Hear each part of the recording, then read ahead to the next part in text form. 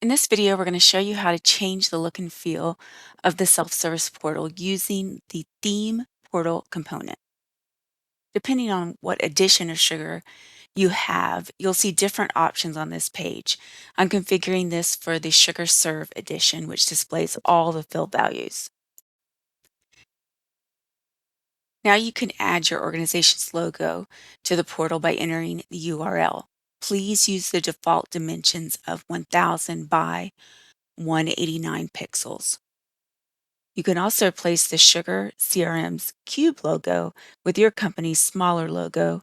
Stick to 22 by 22 pixels.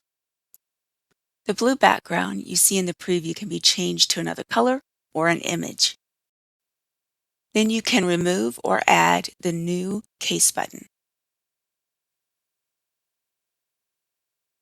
And then you can add in what you want the new case button label to be.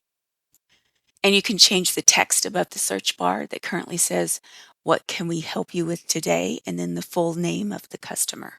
You can change the button color and the text of links in your portal.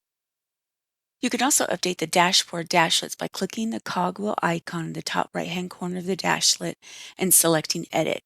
Once you made your changes, you can click Save.